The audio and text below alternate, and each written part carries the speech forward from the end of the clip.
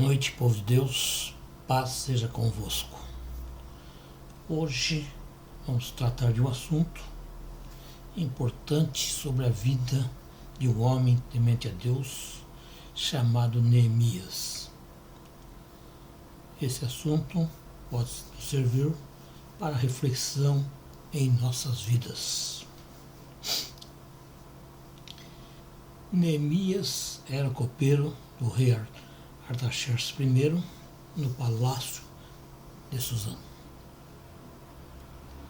Certo dia, ao receber a visita de seu amigo Hanani, ficou ciente da miséria em que viviam na cidade de Jerusalém a sua parentela, seus amigos, seus conhecidos, seus compatriotas. Essas pessoas tinham ficado em Jerusalém após a destruição da cidade pelo fogo. Esse fato deixou Neemias muito triste. Ele chorou, orou, jejuou. Porém, essa tristeza era tal que não passou despercebida do rei, que o indagou qual era o motivo de tão grande tristeza. Ele orou celeremente, silenciosamente, e contou ao rei o porquê de tão grande tristeza. O rei se compadeceu dele, ele ofereceu ajuda e recursos para a restauração da cidade de Jerusalém. A primeira reflexão que podemos tirar desse relato está no fato de que Neemias reconheceu a existência do problema e não fugiu. Após orar e jejuar, ele colocou a situação nas mãos de Deus. Ele tinha plena confiança em que Deus sabia e que Deus iria usar pessoas como instrumentos para chegar aos corações necessitados. Se olharmos para dentro de nós mesmos, vamos constatar que em nosso dia a dia, muitas e muitas vezes, recebemos relatos de pessoas que estão em situação semelhante ou piores desta descrita por Hanani. E sabemos que não raras vezes temos deixado passar despercebidos esse grito de socorro. E pior, na maioria das vezes, não temos nos compadecidos dessas pessoas e não tomamos uma atitude de coração. Não oramos, não choramos, não jejuamos. Mas você pode estar pensando, eu nem conheço essa pessoa. Neemias provavelmente também não conhecia a maioria das pessoas que tinham ficado para trás, lá em Jerusalém. Mas isso não foi motivo que o impedisse de orar. Lembre-se de uma coisa, que o bem que se faz hoje é semente de felicidade para amanhã. E a melhor parte da nossa vida é feita de pequenos atos de amor, que fazem tanto para amigos como para inimigos. E com isso, com toda certeza, iremos ceifar aquilo que verdadeiramente plantamos. Paulo disse: posso todas as coisas naquele que me fortalece. Está escrito lá em Filipenses, capítulo 4, versículo 13. Diante de uma situação adversa para seu povo, Neemias não se deixa dominar pelo desespero, pelo pavor, pela tristeza. Ele não permitiu que tais coisas o abatesse, tomando conta do seu coração. Ele estava em igualdades de condições com os que ficaram para trás. Embora ocupasse uma posição melhor, ser copeiro do rei, ele também era um escravo de guerra. Ele não se deixou dominar pelo desespero, pelo pavor, pois isso lhe traria consequências que poderiam impedi-lo de agir. A segunda reflexão que podemos tirar desse relato é que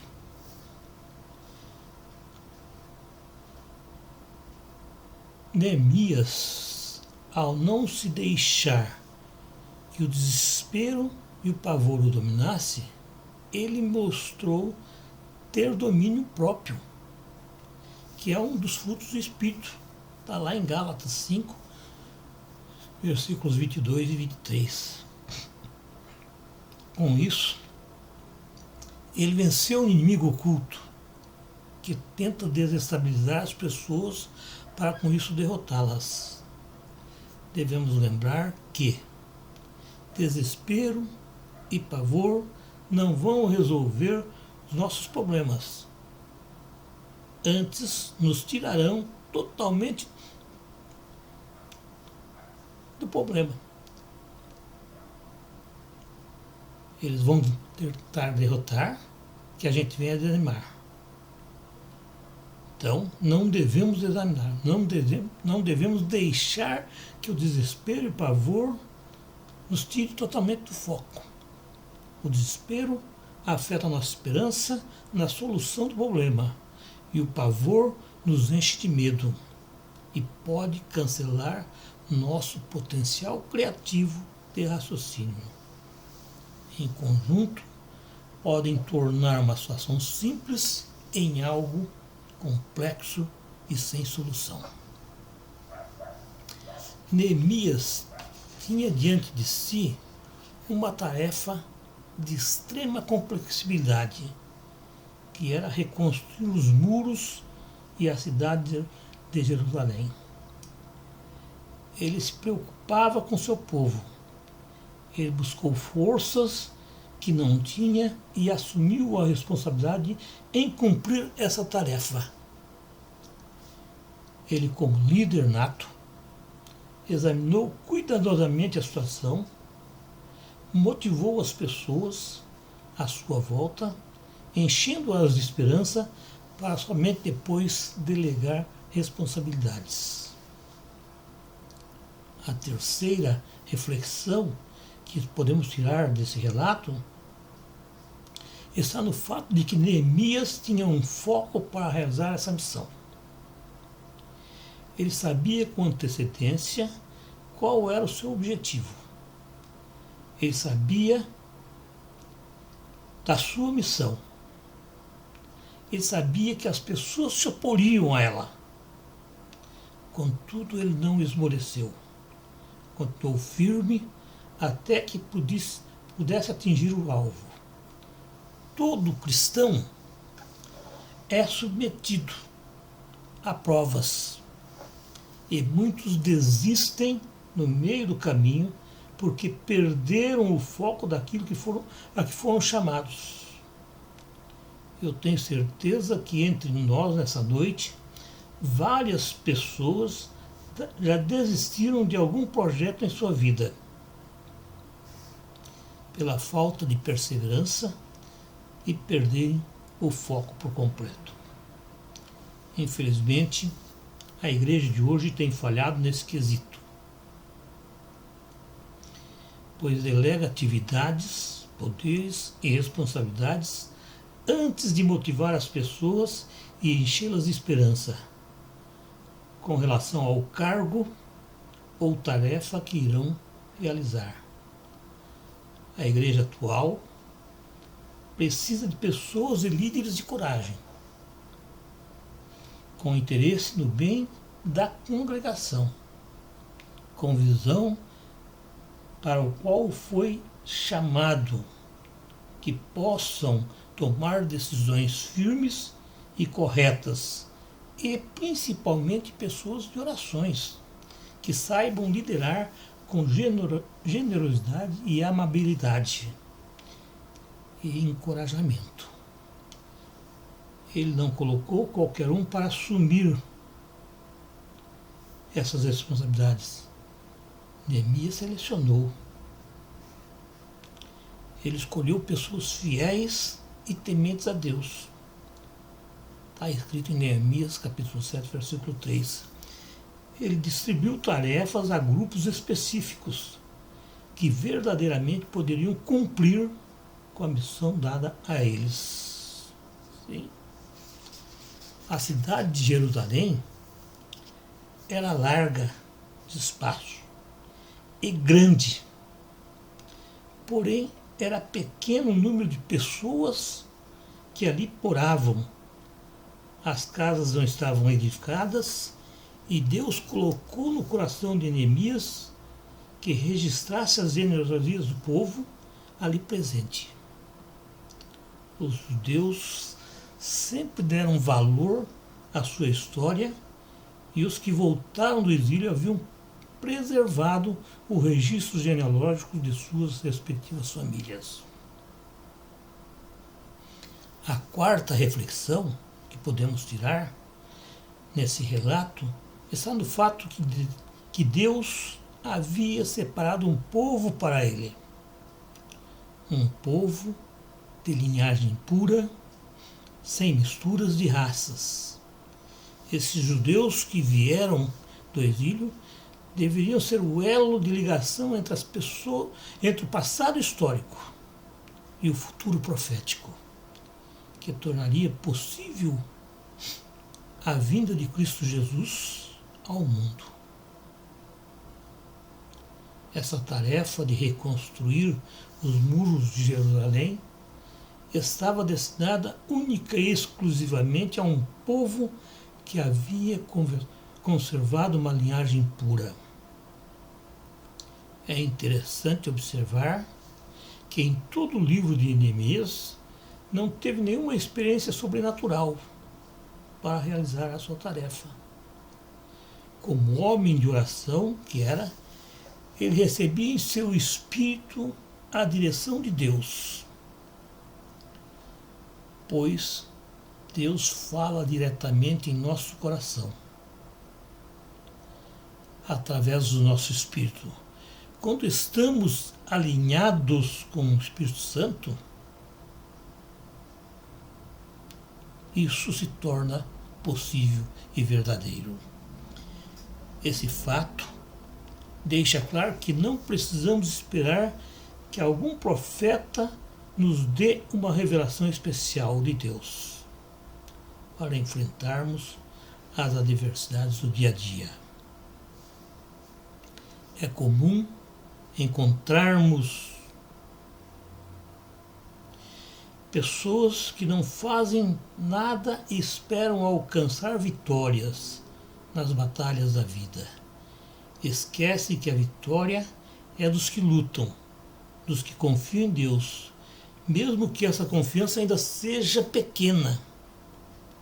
Sim, mesmo pequena, mas é suficiente para se fazer alguma coisa.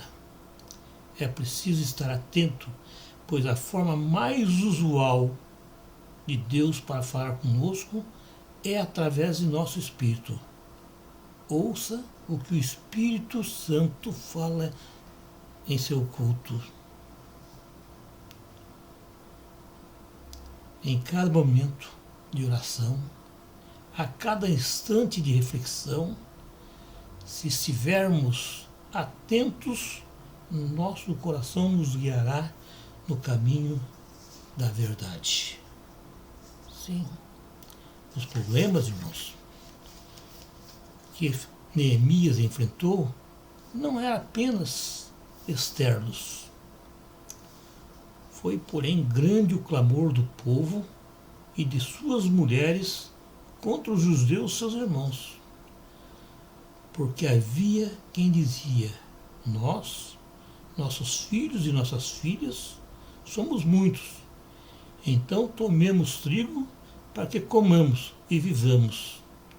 Também havia quem dizia: as nossas terras, as nossas vinhas e as nossas casas empenhamos para tomarmos trigo nesta fome. Também havia quem dizia: tomamos emprestado dinheiro até para o tributo do rei sobre as nossas terras e as nossas vinhas. Agora, pois, a nossa carne é como a carne de nossos irmãos, e nossos filhos como seus filhos. E eis que sujeitamos nossos filhos e nossas filhas a serem servos, e até algumas de nossas filhas são tão sujeitas que já não estão no nosso poder, no poder de nossas mãos. E outros têm a mesma, e outros têm as nossas terras e as nossas vinhas. Quando Neemias ouviu isso, o clamor do povo e essas palavras, muito se indignou. Ele considerou consigo mesmo no seu coração. Depois ele pelejou com os nobres e com os magistrados e disse-lhes: sois usuários, cada um para com seu irmão. E disse-lhes ainda: nós resgatamos os judeus, nossos irmãos, que foram vendidos às nações, segundo nossas posses, e vós outras vezes o vendestes. A vossos irmãos ou vendestes a eles mesmos. E não se calaram e não acharam quem responder. Disse mais: não é bom o que fazeis. Porventura não andareis no temor do nosso Deus, por causa do opróbrio das nações e dos nossos inimigos? Palavras descritas no livro de Neemias, capítulo 5, versículo de 1 ao 9. A quinta reflexão que podemos tirar desse relato está no fato de que Neemias, além de ser um grande líder, desejava que seu povo fosse edificado não somente espiritualmente, como também financeiramente. Ele negociou a paz. Sim, ele negociou a paz. Uma paz entre os judeus que estavam descontentes com os impostos persas. Mas pior do que isso era a crise econômica que existia entre o povo judeu.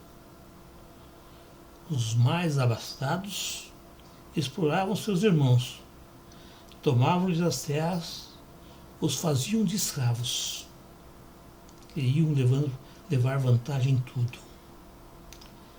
Ele foi determinado. Era de conhecimento do povo judeu as leis e mandamentos de Deus. Fez ver aos mais ricos que estavam contrariando a lei de Deus e convenceu-os de que deveriam restituir aos pobres suas terras, suas vinhas, seus olivais e suas casas, e a centésima parte do dinheiro, do trigo, do mosto e do azeite que haviam exigido deles. Ele ajudou os judeus menos favorecidos a assumir o controle de suas terras e de suas vidas. Neemias sofreu ataques pessoais de todos os lados. Seus inimigos tentaram de toda forma fazer com que ele desistisse da sua empreitada. Se Neemias fosse tirado do caminho, o projeto de reconstrução estaria comprometido e os seus inimigos triunfariam.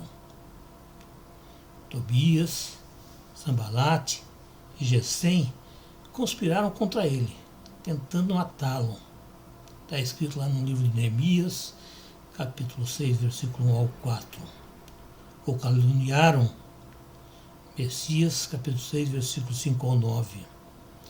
Procuravam atemorizar, dizendo: as suas mãos largarão a obra e não se efetuará. E foi atraiçoado por Siméias, que tentou enganá-lo, querendo levá-lo a uma cilada na casa de Deus. Disse ele: vamos juntamente à casa de Deus no meio do templo, fechemos as portas do templo, porque virão uma tarde. Sim, de noite virão uma tarde. Está lá escrito em Neemias, capítulo 6, versículo 9 ao 10. A sexta reflexão, irmãos, que podemos tirar desse relato, está no fato de que Neemias soube enfrentar todos esses ataques do inimigo. Ele não fugiu da batalha. Ele confiava em Deus e tinha certeza que a vitória só chega para quem persevera até o fim. Demonstrar medo fortalece o inimigo e nos tira o foco e restringe nosso poder de fogo. O inimigo não queria que o povo judeu se levantasse das cinzas. Os inimigos tentaram de todas as formas destruir o ânimo dos trabalhadores com falsos boatos e na tentativa de atrair sobre a liderança de Tobias. Infiltravam pessoas se fazendo passar por amigos com um só objetivo: fraudar, causar confusões e desviar a atenção dos consultores. Contudo, ele era fiel e tinha plena confiança em Deus, que este lhe daria a vitória. Mesmo quando Sanbalate falou sobre uma suposta ameaça de morte e ofereceu a Neemias para se esconder no interior do templo, ele recusou, pois sabia que era proibido para os leigos. Se aceitasse essa oferta, estaria infringindo a lei judaica e seria condenado e teria sua vida arruinada. Mesmo diante de tantas ameaças, ele conseguiu concluir que a obra de reconstrução, sim, ele concluiu a obra. Ele foi um líder persistente, buscou a vontade de Deus, formou uma equipe unida, delegando poderes e responsabilidades para as pessoas certas, organizou o trabalho, repassando para os responsáveis de forma clara a sua visão e a sua profunda dependência de Deus. Porque todos eles procuravam atemorizar-nos, dizendo: as suas mãos largarão a obra e não se efetuará. Agora, pois, ó Deus, fortalece as minhas mãos. Está escrito lá em Neemias 6,9. Neemias sabia que esse projeto não era dele, e sim de Deus. Ele estava constantemente em oração, buscando ao Senhor seu Deus. Ele tinha uma vida de oração. A sétima reflexão que podemos tirar desse relato está no fato de que Neemias buscava em Deus seu sustento e o caminho para chegar ao final dessa empreitada. Chegar vitorioso, com certeza. Ele tinha certeza que a mão do Senhor sobre ele e que essa vitória dependia apenas da perseverança e submissão à vontade de Deus. Está escrito no livro de Neemias, capítulo 6:3. Ele confiava em Deus e sabia dos objetivos para essa obra. Ele entregava nas mãos de Deus cada um dos passos que deveria dar. Arriscou sua vida, mas não esmoreceu. pois sabia a quem servia. Não faltou obstáculos para fazer a sua tarefa. Os inimigos atentaram contra a sua vida, mas tudo ia ficando para trás, prostrados em terra. Sua fé era inabalável, pois estava firmada no Deus Todo-Poderoso. Em nenhum momento ele deu ouvido a vozes estranhas, mas tentaram falar em seu ouvido, dizendo ser Deus. Mas em verdade manifestava os desejos de seus corações. O inimigo, o diabo, se você quer assim, usava seus inimigos para frustrar os projetos de Deus. Eles sempre traziam mensagens pessimistas e nunca mensagens para edificar. Contudo, Neemias só dava ouvidos à voz de Deus. Ele sabia que Deus só fala aquilo que ele precisava ouvir. Para encerrar, irmãos, devo dizer que a história de Neemias não é diferente de muitas histórias de pessoas dos dias de hoje. O mundo espiritual não mudou. Continuamos em guerra, uma guerra contra o reino das trevas. A vitória de cada um depende única e exclusivamente em depositar nossa fé, nossa esperança em Deus. Não existe outro caminho.